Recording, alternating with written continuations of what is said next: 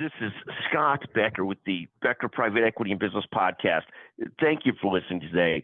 Again, if you listen to this all the way through, text me at 773-766-5322. If you're the first person to text and you've not claimed an award in a couple months, we'll be happy to send you a $100 Amazon gift certificate. Again, here's 22 stories we're following this morning. First, right now, it's 10 o'clock on Monday morning, and the markets are pointing up. Again, they were down earlier today. It's October 23rd. Now they're pointing up. We'll see if that holds. Second, due to both inflation and Middle East conflicts, the markets were a complete disaster last week. Some of the indexes gave up a lot of their gains. We'll talk about that in a second. Third, the NASDAQ index remains up nearly 29% this year to date, which is amazing given where the S&P and the Dow are at. Fourth, the S&P has given up almost all of its year-to-date gains. It's still up about 7% year-to-date, but was up 15 to 20% not long ago. Fifth, the Dow is now down nearly 3.5% year-to-date. Sixth, Tesla had a bad week, almost like I had on the sports courts. Tesla dropped nearly 16% last week, a tough week for Tesla. Seventh, Apple, although it's got some big headwinds, remains up 33% year-to-date. The newest headwind is this concept of coming out of China that they're heavily discounting Apple phones to sell them. Eighth, AT&T on good cash flow numbers rose 7% this past week. Seems like it's been forever since we've had a positive story about the news coming out of AT&T. Ninth, Netflix, coming back from what was a weak year a couple of years ago, jumped nearly 13% last week.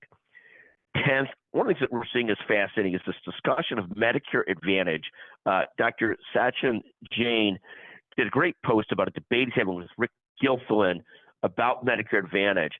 Medicare Advantage has become this sort of incredibly negative story after such positive growth in it. It's costing America more than regular Medicare. Hospitals, physicians hate it. For a while, providers were cleaning up on it. Now, payers were cleaning up on it. Now they're even struggling with it. And so we'll see where this Medicare Advantage goes. 11th, a story on why the Unity Point Presbyterian merger broke down. Nick Thomas writing about that. Questions remain as to why, but that's another healthcare merger that struggled. 12th, a story about Cone Health doubles its investment in the cancer center. And this seems to be the way of the world where big health systems doubling down orthopedics, oncology, and the core specialties that used to be so important, becoming very important again. 13th, we're thrilled to get a chance to interview Zev Neuwirth, Dr. Neuwirth, on his book, Beyond the Walls today. He's done an incredible job of growing that. 14th, we're thrilled to see tremendous downloads last week on the Becker Private Equity and Business Podcast. Thank you for our listeners. Of course, the most listened to episode was not a serious episode about any business topic. It was about me losing in sports to friends and how much I hate doing that, even friends that aren't particular athletes. 15th, which is really a side note and really personal, had a chance to visit my son, Bobby Becker, at college this weekend. And the highlight of the week was, last year, the highlight of visiting weekend was watching him teach debate in inner city schools. This year, a coach debate. This year, the highlight was watching him win a chess match against a chess hustler on Bourbon Street with a ton of people watching. Really amazed at his focus and concentration. Was very thrilled to see that from my son. Not always the case. 16th, excited to kick off the Becker's Healthcare 29th Annual ASC Conference this week. We've got amazing speakers, and I'm thrilled to talk to William Prentice, the CEO of the ASC Association, on his views of what's going on in Washington, the political climate, and more for surgery centers. He himself is a fantastic leader. Also excited to meet with Rob Gronkowski, great career tight end, and Mia Hamm, the magnificent soccer player. 17th, the 10-year Treasury yield hits 5%.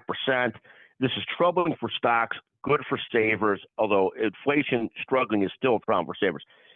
18th, the United States is ultimately going to have to raise taxes if it can't get spending under control. It's a horrible situation, but we as a nation have to be economically less fragile, militarily less fragile.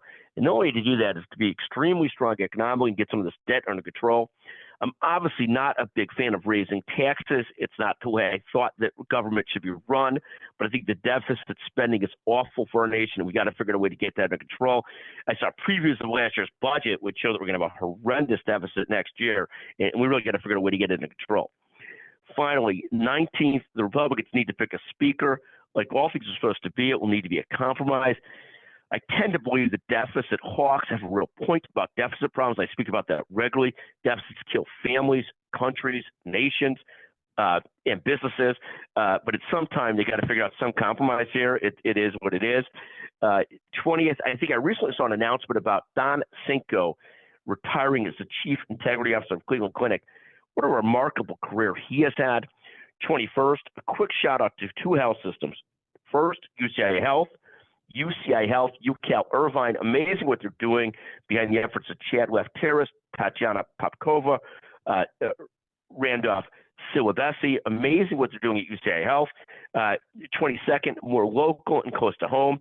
As always, hats off to North Shore University Health System. It's amazing the transformation we've seen from that system over the last couple of decades between people like J.P. Gallagher, David Rahia, Krista Murtos, Sean O'Grady, Dr. Gotti and Dr. Bagiel and Dr. Coe at the Orthopedic Institute, Shivani Bautista, incredibly talented general counsel, Jesse Peterson Hall, who I understand is now again the president of Glenbrook Health, the Glenbrook Hospital within the system.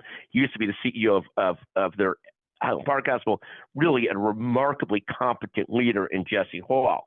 In any event, those are two of the stories we're following this morning. There's so much more. There's the UAW strike with the auto companies. In long term, that's likely to be a self-inflicted wound. Short term, great for the auto workers. Long term, another sign of the apocalypse in terms of automotive jobs. In any event, thank you for listening to the Becker Private Equity Podcast. We'll be back with you later today with a short episode. Again, if you listen to this all the way through, you got to tell me about the last thought that I had on the UAW, whether you like it or not, just so I know you listened all the way through. If you want to claim the $100 Amazon gift certificate, you have to say your comments on the podcast and UAW or something. So I know you listen all the way through. 773-766-5322. Again, we'll give out one $100 Amazon gift certificate to the first person who texts me, but also say UAW, what they thought of the podcast.